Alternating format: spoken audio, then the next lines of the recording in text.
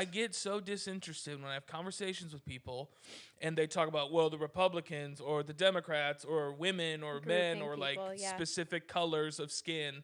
And just like they've had it hard of just like, okay, like what do Yeah. you want a cookie?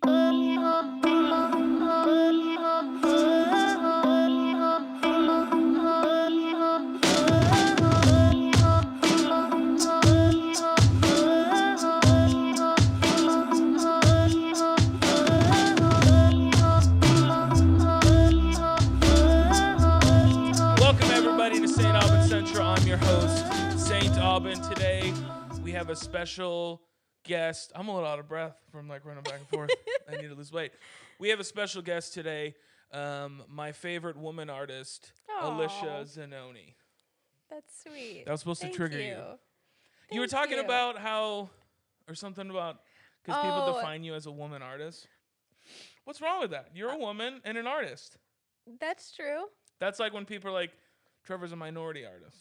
How do great. you feel? Do you like that? I mean, I don't think anyone's ever referred to me as that, but I'm mean, sure people have, but I don't know.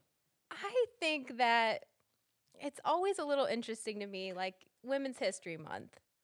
Like, why is that just Like separate? 1 month of the 12 that we Oh. get, and it's Women's History Month?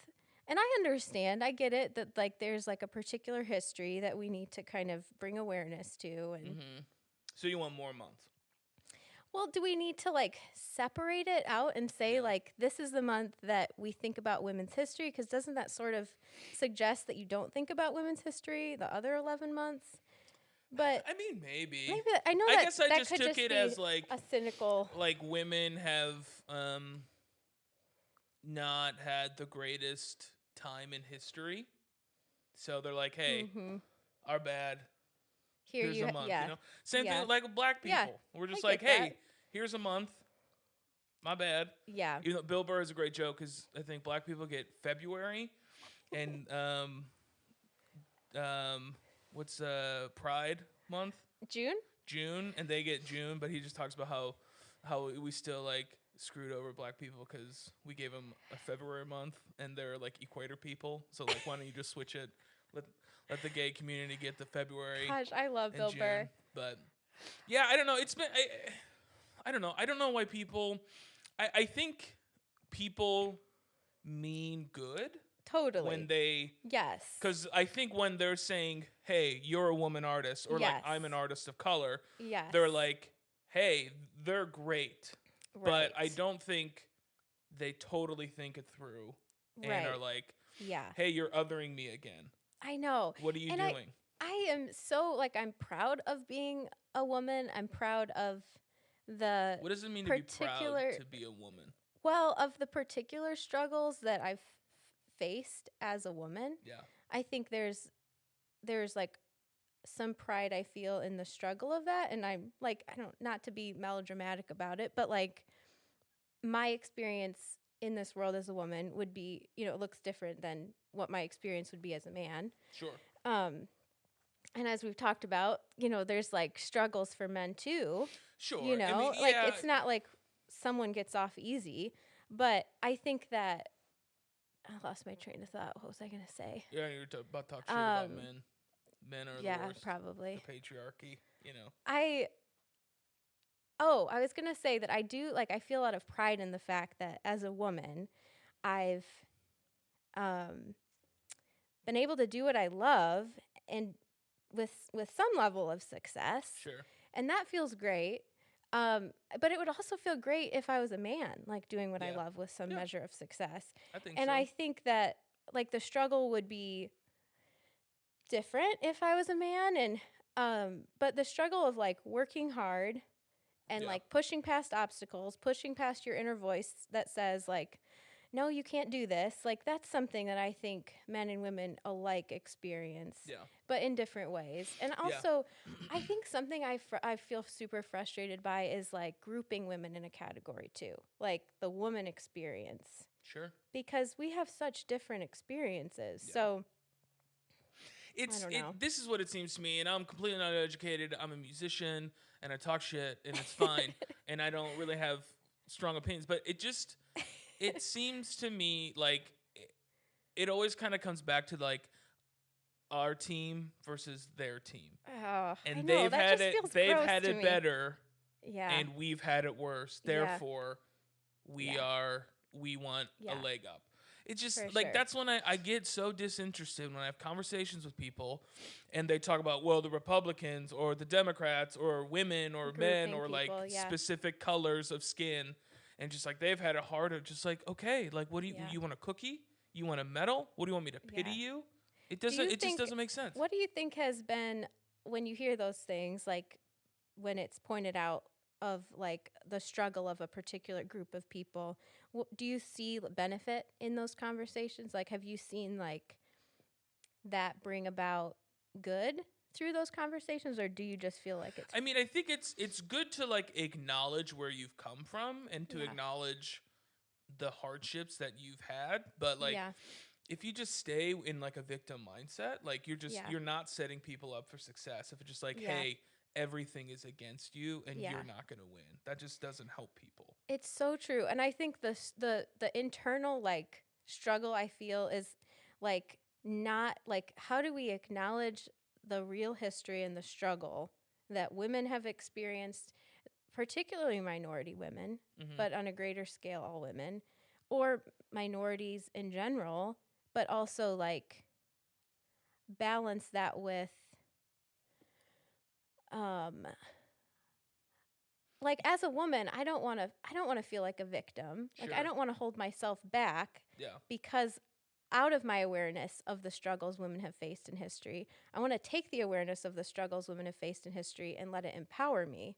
Not victimize me, but like I know it's important to still talk about the struggles in history, but it is so hard to know like how to balance that with like where do we go from here now? You know? I think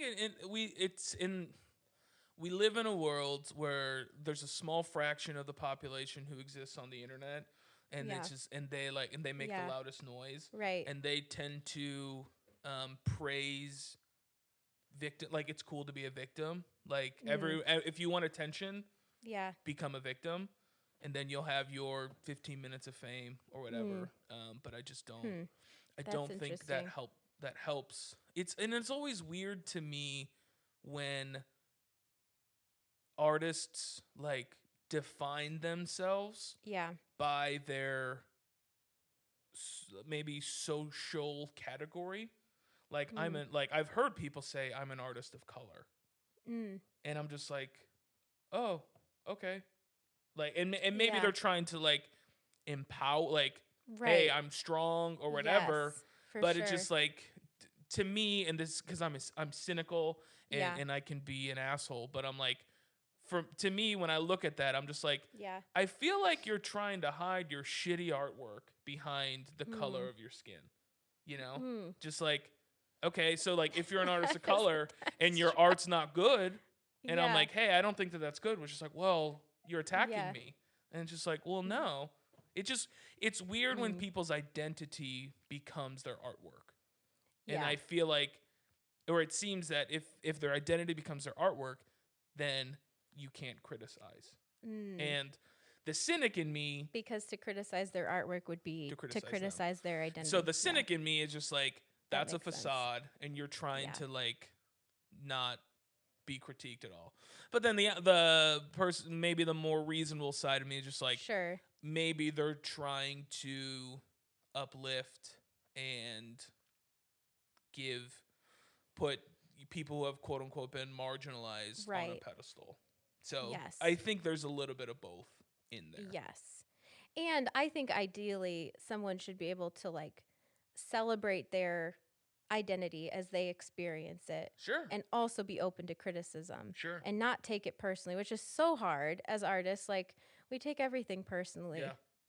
Like it doesn't, I mean, you could be you could be anybody and someone's going to criticize your art and you're going to take it personally. At least I do. I mean, I feel like at this point in my career, I would be able to like not take criticism personally, but I totally still do. Yeah, I try. I work on like my art is not who I am. It's just like it's an expression.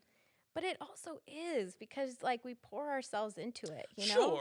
Sure. But it's just like I don't know. I mean, like, yes, but it has to be like we have to kind of separate ourselves because obviously, like, if it is like so connected to who we are and our worth, and like, then if somebody doesn't dig our work, then we're gonna be like wrecked. Did you say worth? Yeah. Yeah. Yeah. I think that's where it's. It's hard. You can't put your self-worth into your art. You could. I think it's like a part of you. Yes. But if you put your like, this is who I am. Yes. You're just like, you're leaving it up to the wolves. Because like, I know. Once you release art, it's in a way it's not yours anymore. It becomes other people's. Totally. And it fucks with people. How do you feel releasing your work into the world? Like, do you get nervous? Does it feel vulnerable? Prior, so like new St. Aubin, I'm a little bit more nervous because it's just me now. Okay. Back then, when it was like 3 guys, we could all kind of carry the guilt. So if people don't like it, you know, then it's just like, oh, they don't. Sure. I didn't do good, you know. Sure. But I mean, it is what it is. It's. I think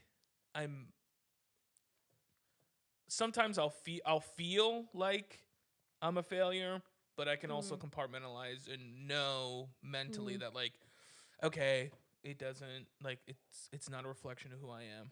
Yeah.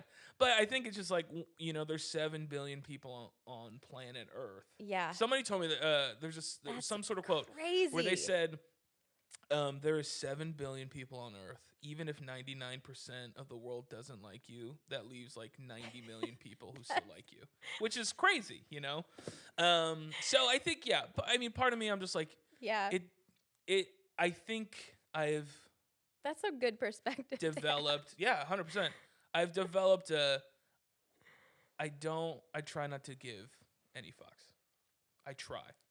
Sometimes I'm successful, sometimes I'm not. And I think a lot of times I portray that I don't give. But internally you feel But inside, and like my wife, and then like a select few of friends, I'm just like crying like a little bitch. It's like, I just want people to, Yes. But gosh, yeah, you can't. Well, and it's interesting too, because go ahead. Oh, I was gonna. So last year I was getting ready for a show, and it was like, gosh, a month out from the show, and I was still wrapping things up. I was not done with the pieces yet. They were still like, often when I work, I'll work on a bunch of pieces at the same time. Yeah. And then they'll be in progress at the same time. So that means that like until a couple weeks before the show, everything is still unfinished. Mm-hmm. And that's what was happening last year. And this guy came into my studio, and he is like a super smart dude, knows his art really well. Mm-hmm. And he came into my studio, and he started giving me like basically a critique on all of my work. And he was a former art professor at Heron, and like super well respected guy. And I just had this sense as he was talking that like he had some really good things to say, but it hurt like hell. Yeah.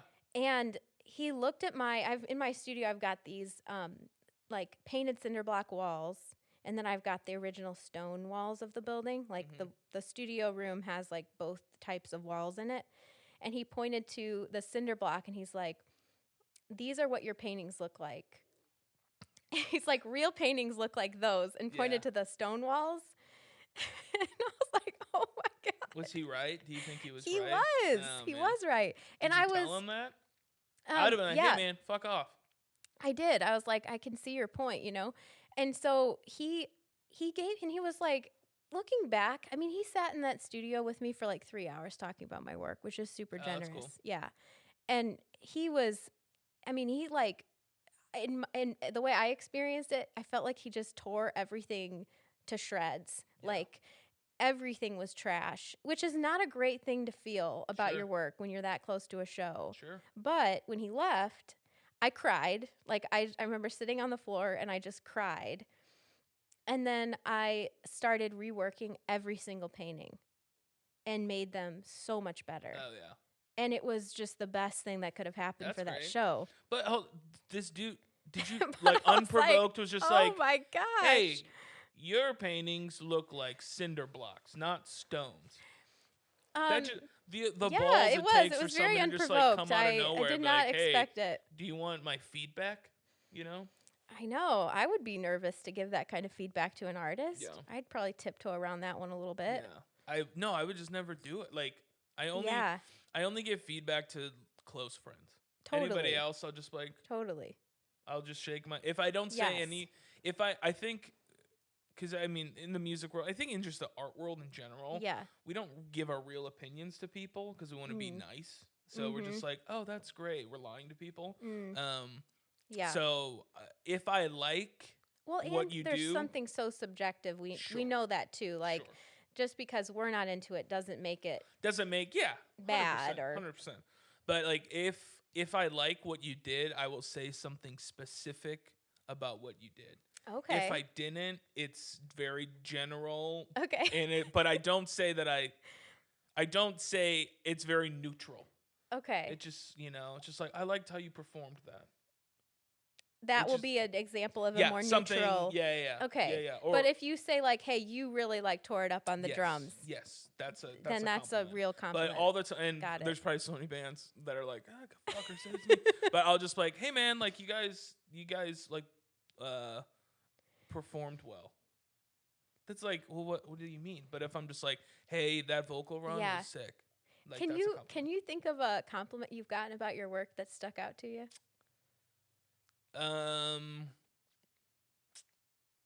One guy said I drummed like, and I'm forgetting his name.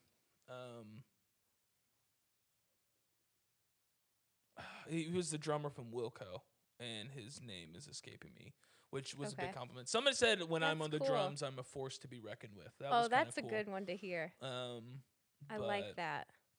Yeah, and this is probably just years of like playing shitty shows, but I generally don't like. I don't really. I don't want to say I don't care, but if people like comment about the show or whatever, I kind of just because it's custom to say something positive to the person, even if you don't mean it. Even if whatever, it's like the nice which thing to I do. Hate. Yeah, but it's just I just don't. I want people to be authentic, and like you don't have to be a dick, but if you don't like it, you don't have to say anything to me.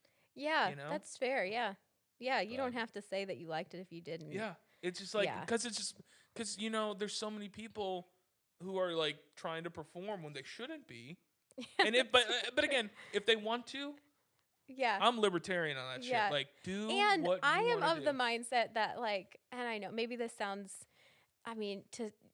you can only take this so far maybe, but I love watching kids just do their thing with zero like thought to what people think. Yeah. Oh yeah. Like children should do that. Adults, like someone needs like, yo, dude, what are you doing? Okay, but there's just this part of me that feels like the world would be such a better place if we just remembered that a little bit more, that we felt as kids. Sure. To just express ourselves. And there's so much more judgment we face, like, from other people and from the world as adults. And, like, there's more expectation that you're just going to be better than you are as a kid. But, I guess I'm thinking of this particularly with painting or drawing. But, like, every kid is an artist. They make things all the time, and you stick them on the fridge. And then at some point, those kids stop making things.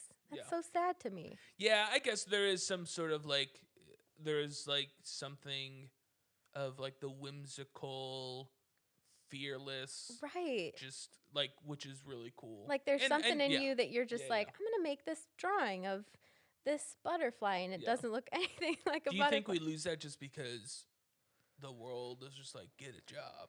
I think it's just a lot of judgment that, like, we probably internalize and, like, we feel towards others and ourselves, and it's just, like, kind of kills the creative spirit. Yeah. I don't know.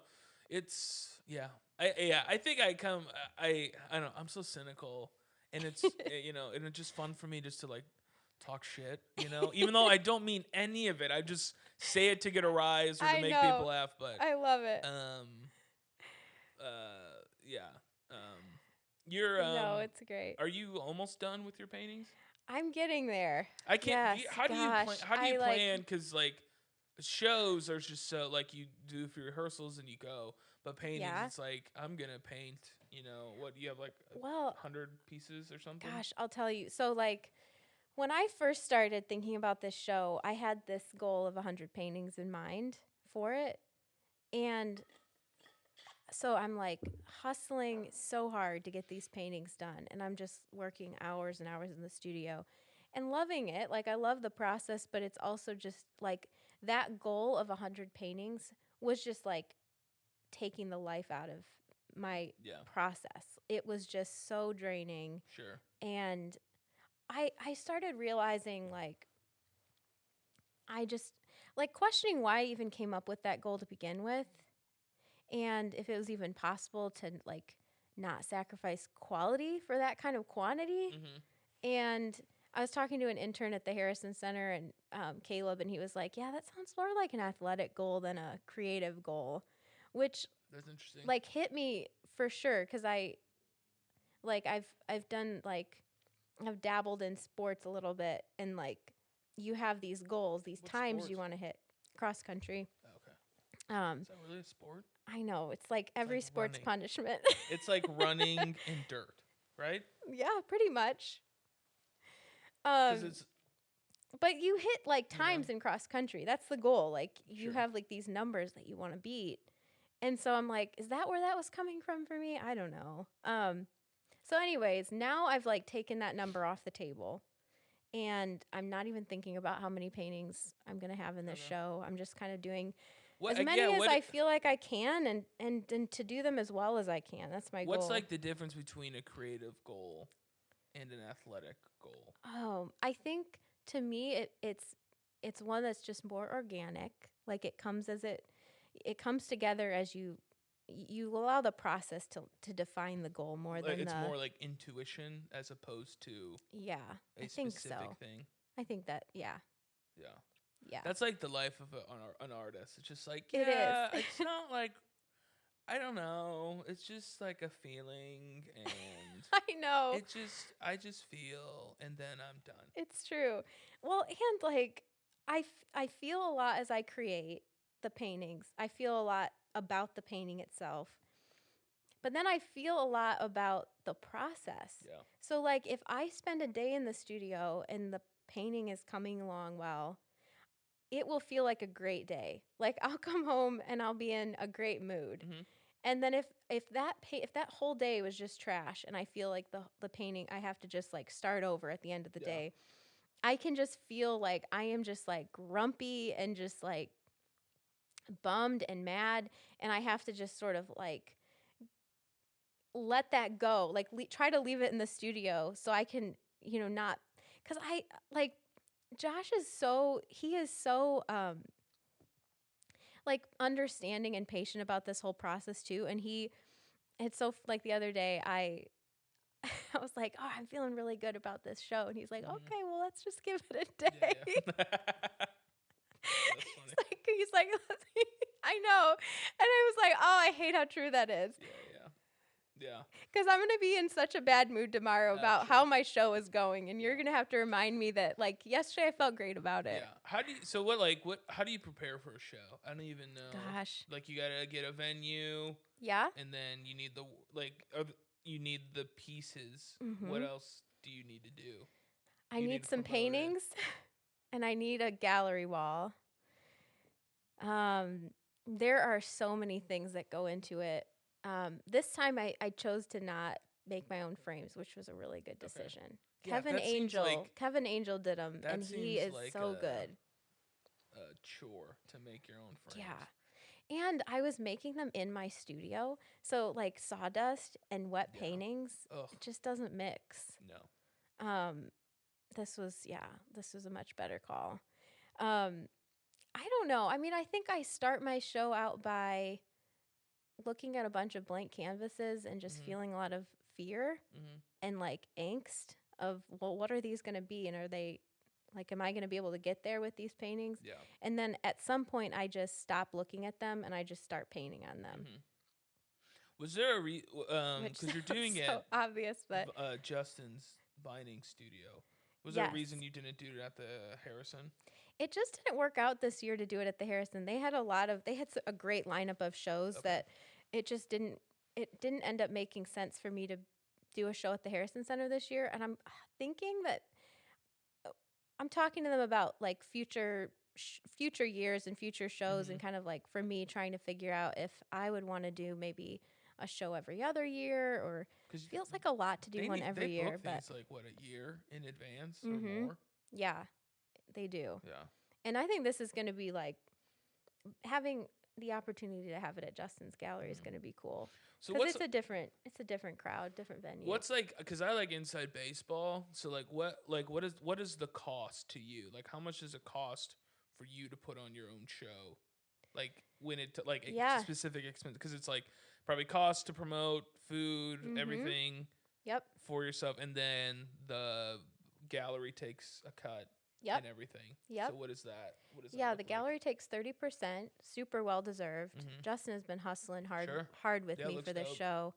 And the rest of, so the frame costs, those add up for sure. The supply costs, paint is expensive. Linen, I use all my own linen and I stretch it, and linen is more expensive too. So to do like just for 100 canvases, because that's what you were doing, like how much does that cost? I mean, gosh, I could pull up. I've got some spreadsheets with all the numbers. I think it's like photography. Like I've gotten some photography to sort of to help promote the show. This is something I'm really excited about. I hired a baker to make cookies that say like the date of the show on them. And cool. She's decorating them to look like little paintings too. Oh, that's dope. And little paint palettes. Who's the baker? Paula Fiesel is her name. Cool. She's awesome. She's a family friend. Nice. But she is helping me out with that. So I'm gonna deliver boxes of those to different businesses around town, and with an invitation for their office to come to the show. And then there's just little things like that add up. I'm trying to think of other things like. I've gotten the chance to talk to a couple different corporate offices about the show, and like, bring food or drinks or, whatever for that. It's a couple G at least. It's like upwards of 4 or 5, honestly. I think I'm in the 5s. You're probably in like, to put on the whole show, you're probably like between 5 and 7K. Yeah. Minimum. Yeah. And then you hope to break even. Right. Well, for sure. Yes. If I were to break even, that would be a bummer. What is like, do you like, are you hoping to like 2x your money, 3x your money? I am just hoping that the painting fairy will just like wave its wand on the show, like, and someone walks in, I'll take it all. That's right. Yeah. We'll see. Yeah. But the good thing is it's inventory. So if it doesn't sell at the show, then it'll be on my website, and it always helps to have, like when I have that mindset too, it helps me take risks to like risks. That's such a hard word to say. Risks. Is it? I don't know. I have a tongue tie. Oh, is your tongue actually tied? I had a surgery for it. Okay. But I don't think it fully fixed it because it was later in life. Interesting. I have a friend who had a tongue tie, and he just got it taken care of. Oh, gosh, and he had to go for him. He had to go through therapy. Do you have to do tongue stretches? Well, it sounds so dumb. It's so dumb. Because he's like, if I didn't, I could die. Because he basically... Because it would get too tight? Or he would choke. He would choke on... Because he can't... Oh, God. Because if you think about it, like, I've used my tongue since I was a baby. And you just use it how you use tongues. But he didn't use his tongue. Well, he couldn't use his tongue fully because it was tied. So it was then bad. He it got must have been really bad. And he had to go through therapy because he would like lose control. Like, like a baby walking, imagine your tongue like that. But like he would like choke on his tongue. I was never even warned about that when I had my tongue surgery. I feel like they should have warned me. How old were you? That I could die from choking on my tongue. How old were you? I was 25. Oh, shit, dude. Maybe they just didn't want to worry you. So here's the thing. I was on my parents' health insurance at that point. Full-time artist, had really no like ability to get my own health insurance at that point. So I'm still on my parents' health insurance, and I realized that I just had like weeks until my 26th birthday when I would not have their health insurance anymore, and I needed to get this surgery done. They were able to get me in the day before my 26th birthday. Funny. So I spent my 26th birthday with, I think it was like 18 sutures under my tongue, and crazy. It was just awful. That's funny. But great, they got me in, I guess. Yeah. Where was I was saying something about risks. It helps me take a risk with my work with something like this because I know that there will be other opportunities to find buyers for that work if this particular show doesn't work out as well as I hope. Yeah, like it's not going to just be a loss. You know, I've always admired about you. You're just like a hustler because you've always, even when you're like, can you tell the story? So many. Do you know the one? Well, you've had a few. Oh, just a couple. Like the one where you went into the restaurant to pitch your stuff. That was so funny. Gosh, so funny. Thinking back on that. Yeah, I was it was super fresh here in Indy, and I had just started painting full time. And I was like, I had gotten out a piece of paper and wrote out a huge list of like ideas for how to get my work out there, because I was just trying to come up with ideas. And the one idea on the list was like go into a local restaurant and ask them if they would be willing to hang my work for sale in their space. So, and I won't like throw the restaurant under the. Why, dude? It's funny. No. I'll say it. It was it was a nicer restaurant. That's what's funny about this story. It was on Mass Ave. Which block? I don't know. I'm not good with directions. I know what it was. Come on, say it. So anyway, so it's a really nice restaurant, like super fancy. And I was like in the bathroom, and I was at my house, and I was rehearsing what I was going to say to the manager because I was so nervous. Yeah, I was. Hi, I was my like, name's Alicia Zanoni. Yeah. I'm a woman artist. Right. Yeah. That's not what I. So I'm like, I started rehearsing at like 1 p.m. And by the time I left, it was like 5 o'clock. Jeez. It happened to be in the middle of their dinner rush when I arrived at this restaurant, which was not my initial plan. Yeah, that's probably why they were so salty, you know? Probably. So I get there, I walk in, and I have a painting with me too, which makes this even better. I like brought some like a show and tell piece for my studio. So there's like a line of people waiting to get into this restaurant. They're at the hostess stand, and I just get in line with my painting. And the hostess is like, can I, like, I think she's like, how many, you know, like to seat me. And I was like, can I actually speak with your manager? And she just has this look of like, oh shit, what's wrong? Because that's what anyone would think when you ask to speak with their manager. So she leaves. She brings out this guy from the back of the kitchen, and he was like massive dude too, just towered above me, which is not hard to do. Yeah. But like he was a big guy, and he was like clearly just like got a lot going on. I mean, he was like rushing back and forth. So he comes over. He's like, yes, what is it? What can I help you with? Trying to be professional, but like also I'm sure very annoyed. Yeah. And I like start my whole rehearsed spiel. Hi, I'm Alicia Zanoni. I'm a local artist, and I was just wondering if you would be open to me hanging some work in your space. And I held up my painting for him to see, which is like the best painting I thought I had at the time. And he just like looked at me, and I like seriously, if like a snarl could come out of a human, it would be that. He was so mad. And he was like, do we look like a restaurant that features local artists? Oh, that's funny. And I was like, well, thank you for your time. Yeah. And just left. Did you like cry? Oh yeah, I bawled. So I bawled. But it was such a good experience it was like the timing was terrible. Like I learned a lot in general from that experience. But like I think the best thing I took away was that wasn't as scary as I thought.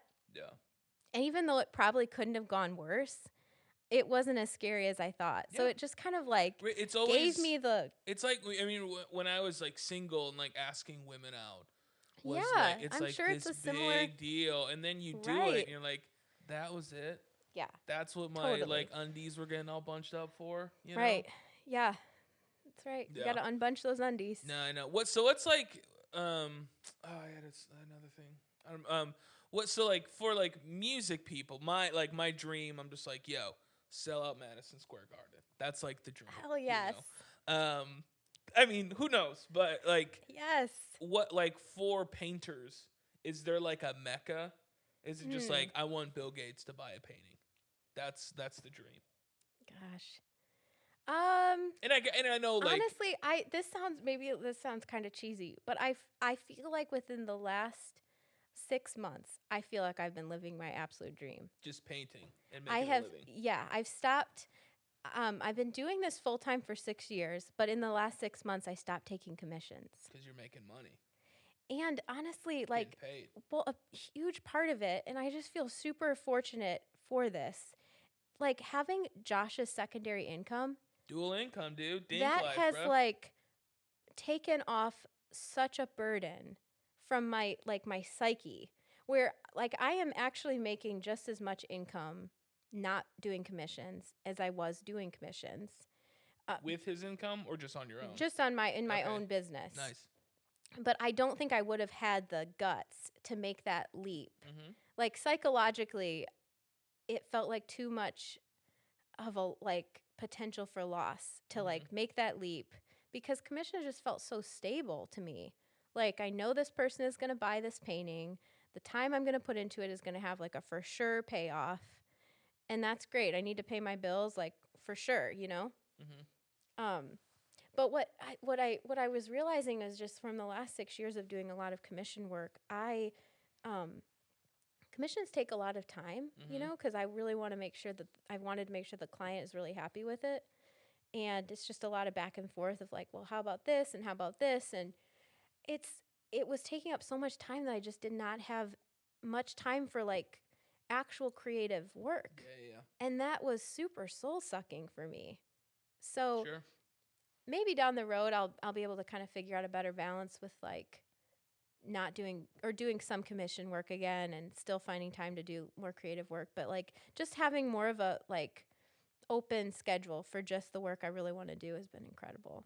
Because it's like, it's so life-giving. I go into the studio every day and I just feel so excited to. So are you not setting the athletic goals anymore? Are you trying to do more creative goals, or do you? Because I'm very goal-oriented. Well, yeah. I mean, it's because like I would say I'm goal-oriented, and then I like know like business people. I'm like, oh no, that's goal-oriented. But like, sure, I at least have plan, like I want to do this, and then hopefully I will get this outcome, and then once I get there, I want to go here. Do you have that? Do I have like those kind of goals? Coasting? Every time I look at paintings that are super fascinating, it's like, it just kind of like gives me this like surge of inspiration where I'm just like, okay, I feel like I can take my work to the next level. Like I'm so inspired by what this artist did with this color, and like, so that's where I feel like I have that future-minded like thought. It's like if I see paintings that really inspire me. Sure. I think like goal-wise, my goal is to spend as much time as I can painting, but also not like I really want to have a good balance in life. Sure.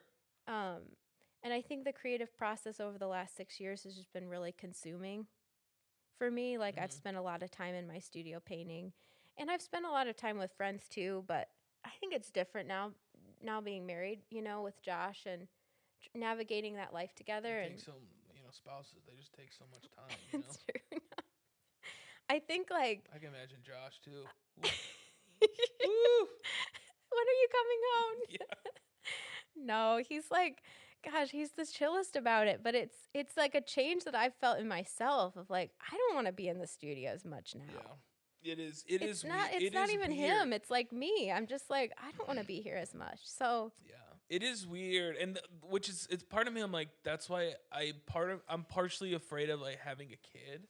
Oh yeah, because like if I have a kid, it's just like there goes Madison Square Garden. There goes, podcasting. Sure. There goes all this other stuff because it's you got to refigure it out. Yeah, totally.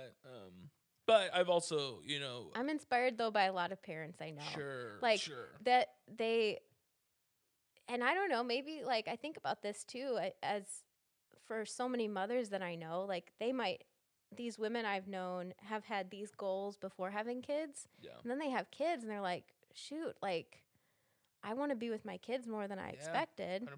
And then those goals shift. And some women are like, don't have that same thought process, which is super cool too. But like, I think I wonder that for the future, if and when we have kids, is that going to change again? Like, am I going to want to be in the studio less again? Or I don't know. And it's tough because like you got to stay open to it, but also, I mean, I'm just selfish now. Totally, yeah. And I'm like right now, I'm like really driven and have a lot of ideas. Yeah. And sometimes I just like I'm the type like I'll be in the studio for like 12 hours straight, and I didn't eat, I didn't drink water. Yeah. And then Hillary would just like pop her head, and she's like, "Hey, you're working on an album, or is it finished now?" I'm working on songs. Okay. I don't know if it's gonna be an album. Okay. But I have, so my first single will come out May 6th, which will probably be right around when this episode's released. Nice. But so are you talking about it yet? Like, I haven't really like put it on socials yet, but I would imagine people will be like, oh, Trevor's posting again, or St. Albans posting again. Yeah. I wonder if something's cooking. So and you're gonna still go by the same name. Same name, yeah. I mean, it's like yeah, it's me. It's my last name. So like, why not? Why not keep it like doing a whole? I have a buddy who's like rebranding and doing like a completely new project and starting from scratch. And I'm just like, oh, jeez, dude. That's a lot of work. That sounds terrible. So totally, it is a little bit of a. And it's a great name. Yeah. Like St. Aubin is a good name to just. I mean, it's a great name, and like I sang. Like 60% of the songs that we did, so it's not like it's not like I'm Dave Grohl just coming from the drums. Yeah, like, who's this guy? So people are familiar with me singing or whatever. But and now you've got this awesome studio, which is just crazy cool. It's dope, man. I spend all my time in here. So inspiring. And yeah, I'm very, very fortunate. You have how many guitars do you have? I see 4. I think those 5. Yeah. I think. Do you have a favorite? It's probably the yellow one, even though that one's a close second. But the yellow one, that was like my first like guitar. So favorite because it's more sentimental. Like it's been with you the longest. Yeah. That's cool. Yeah, it's gotten banged up quite a bit, but So you've got 4 electric guitars. I have 3 electrics, 1 acoustic, and 1 bass guitar. That's cool. Yeah. Yeah, this space looks super inspiring. It's great. You could just be in here and just really zone nice out. Just to have a space. It like even just when I wake up in the morning and have coffee and I just walk over here, amazing. Just like the separation of home and studio, home and work. It's like I can't believe that you don't think that dinosaur looks like a person. No, I mean it's just been there for so long. Sometimes my dog, she'll like run out, and if she won't see it, she'll be like, oh, and she like gets freaked out. But there's this dinosaur that I feel like I need to explain this the context. But there's this dinosaur in your yard that's like, it's like a metal. Is it a T-Rex? It is like it's like a mini. It's on T-Rex. its back legs, like front little legs up in the air. My wife got it for me, and I thought it was a person. Yeah. Both times when I walked out in the yard. Yeah, no, it's awesome. What's your show called? The Adventure Begins. How? Where did that come from? That name? Yeah, that's a better way to answer. What? How? Oh man, that is always the hardest part for me when it comes to like putting a show together. Is the name? I don't know if you feel that way about like an album title or like a song title, but trying to like reflect what it is in a few words is tough. Well, I mean, with music, it's like there's sonics and like lyrics.